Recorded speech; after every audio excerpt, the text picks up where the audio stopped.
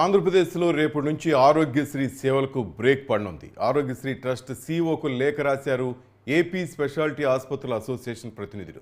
Private ఆసుపత్రుల్లో సేవలు నిలిపేందుకు నిర్ణయం తీసుకున్నారు.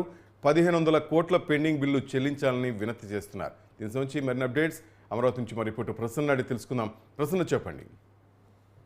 అంటే శ్రీనివాస్ రేపటి నుంచి ఆరోగ్యశ్రీ ట్రస్ట్ సేవలు నిలిపివేస్తున్నట్టుగా మనకి చెప్తూ ఉన్నారు. అయితే దీనికి సంబంధించి ఏంటంటే ఒక 1500-1600 కోట్ల పెండింగ్ బిల్లులు ఉన్నాయి. గతంలో కూడా ఇవి కొంత క్లియర్ చేసినా కూడా పెద్దగా క్లియర్ అయిన పరిస్థితి కనిపించింది. ఎలక్షన్ మూమెంట్ లో కూడా కొంత క్లియరెన్స్ జరిగింది. అయినప్పటికీ కూడా వాళ్ళు పెద్దగా సాటిస్ఫై అవ్వలేదు. ఆరోగ్యశ్రీ సేవలు నిలిపివేస్తున్నట్టుగా ప్రకటించారు. మరి ఏమైనా సిఎస్ ఇన్వాల్వ్, ఎందుకంటే సిఎస్ ఇప్పుడు ఎన్నికల కోడ్ ఉంది కాబట్టి దాని మీద ఏమైనా డిస్కషన్ జరిగితే కనుక రేపటి నుంచి తిరిగి ఆరోగ్యశ్రీ సేవలు పునరుద్ధరణ జరిగే అవకాశం ఉంది. లేకపోతే కనుక వాళ్ళు ముందే ఒక వారం రోజులు ముందే చెప్పారు 22వ తారీఖు నుంచి ఆరోగ్యశ్రీ సేవలు నిలిపివేస్తున్నాం, మాకు పెండింగ్ బిల్లు ఎక్కువగా ఉన్నాయి, దీనివల్ల అనేక రకాలైన ఇబ్బంది ఎదురవుతుందని గతంలో కూడా చెప్పడం జరిగింది 2-3 సార్లు.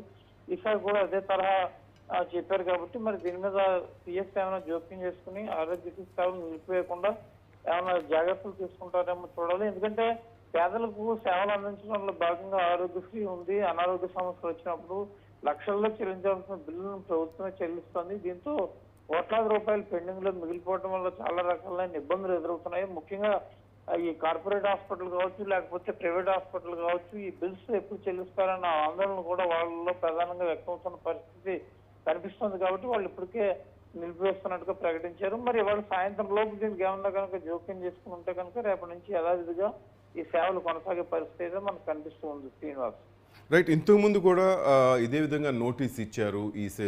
ప్రైవేట్ ఆసుపత్రులు అయితేనేమి, ఈ ఆరోగ్యశ్రీ బిల్లులు రానటువంటి ఆసుపత్రుల అసోసియేషన్. మరి ఎందుకని ప్రభుత్వం నుంచి చలనం రాలేదు? ఇప్పుడు ఎన్నికల కోడ్ కానీ ఇవేనా అడ్డంకులు అని చెప్పి తప్పించుకునే ప్రయత్నం ఉంది కదా ప్రసన్న?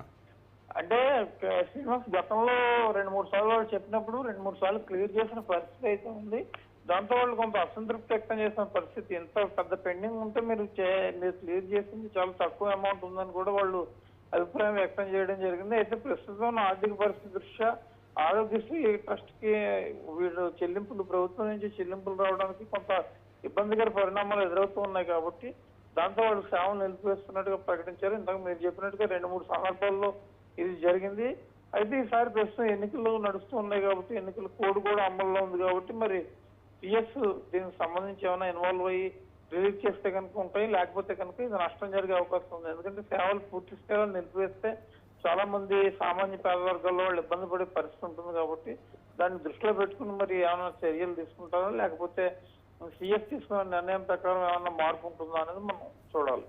Thank you Prasanna.